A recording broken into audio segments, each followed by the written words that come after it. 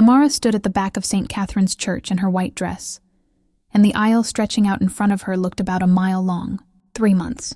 It had been 3 months since the car accident. 3 months since her dad didn't come home.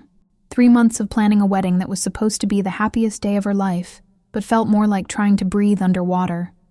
The music was about to start. Everyone was seated.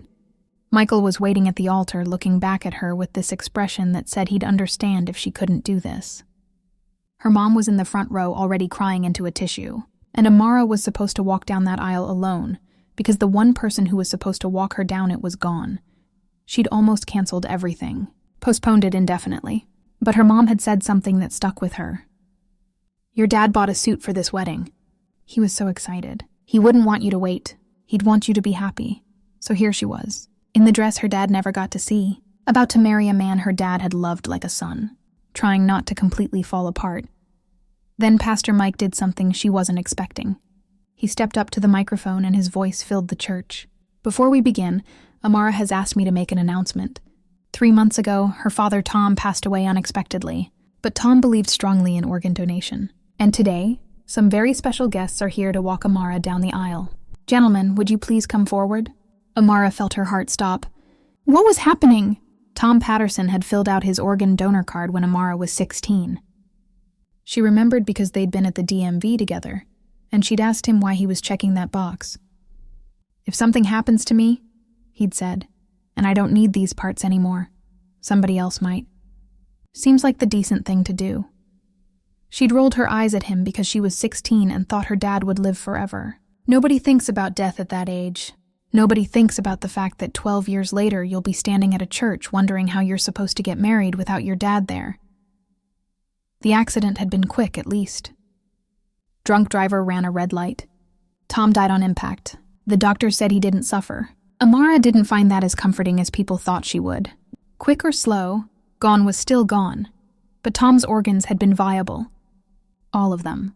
And because of that card he'd signed all those years ago, 6 people got calls saying they had a match. 6 people who'd been waiting, some of them for years. 6 people who got to keep living because Tom didn't make it home that Tuesday night.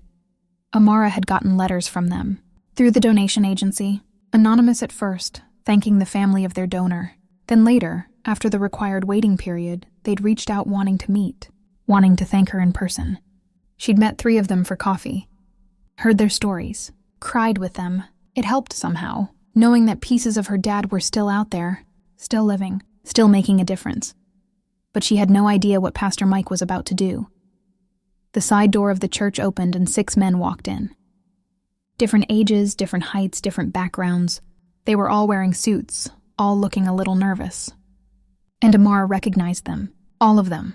There was Marcus, the heart recipient, 47 years old, father of 3, had been in heart failure for 2 years before Tom's heart saved him. There was David, who got the lungs.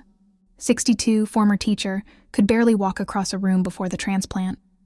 James and Robert, the kidney recipients, brothers who'd both needed transplants and had been on the list for years. Miguel, who received the liver.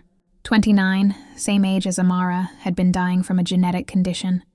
And Arthur, 70, who received the cornea transplants and could see his grandchildren's faces clearly for the first time in a decade. 6 men, 6 pieces of her dad, all alive because Tom had checked a box at the DMV. They walked up to where Amara was standing, and she couldn't breathe. Couldn't process what was happening. Marcus, the one with her dad's heart, stepped forward first. "Your father gave me a second chance at life," he said, his voice thick. "The greatest honor I could imagine is helping give you one of the most important moments of yours. Would you let us walk you down this aisle? Together? All of us carrying pieces of the man who made us whole?" Amara tried to answer, but nothing came out except a sob. She nodded, tears already streaming down her face. The church was dead silent. You could hear people crying, but nobody was saying anything. This wasn't in the program. This wasn't something anyone had expected, but everyone understood immediately what they were witnessing. The wedding march started playing.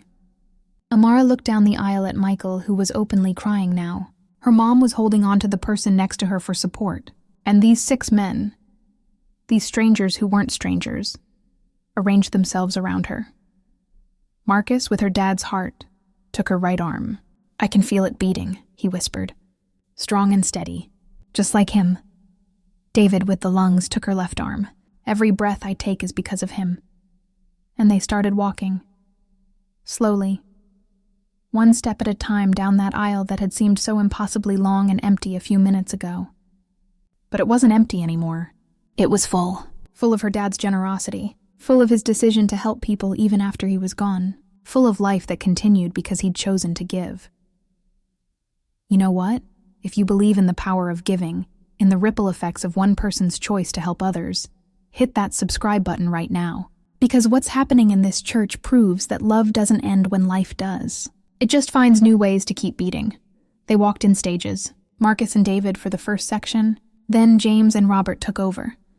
The brothers whose lives had been saved by her dad's kidneys walking her through the middle of the church. Then Miguel, who was crying too, walked beside her for several steps.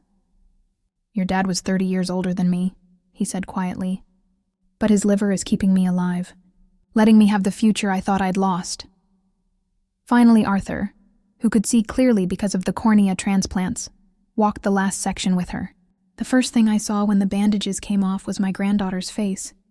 Really saw it in focus, in color. Because of your father. I wanted to see yours too. Wanted to be here for this."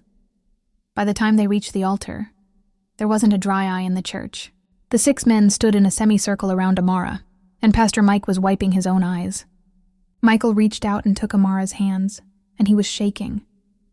"I wish I could have met him," Michael said, barely getting the words out. "Your dad, I wish he could be here." Marcus, standing closest, put his hand over his chest, over the heart that had been Tom's. "He is here," Marcus said. "We all brought him. Every piece of him that kept us alive is here right now, walking his daughter down the aisle like he planned to. He didn't miss this. He's just doing it in a way none of us expected." Amara completely broke, full sobbing. Her mom came up from the front row and hugged her. And then the 6 men kind of surrounded them both in this protective circle. These men who were alive, who were fathers and husbands, and sons and brothers because Tom Patterson had checked a box saying someone could use his organs if he didn't need them anymore. The ceremony had to pause for almost 5 minutes while everyone just cried. Happy tears and sad tears all mixed together in this impossible combination of grief and gratitude. When they finally continued, the 6 men took seats in the front rows that Amara had left empty. Honor seats for the pieces of her father that were still there, still living, still present in the most literal way possible. Amara and Michael exchanged vows, and when she got to the part about her dad, she looked right at those 6 men. "My dad taught me about love by showing it every day. He taught me about generosity by giving even when it cost him something. And he taught me about life by making sure his didn't end when his heart stopped beating.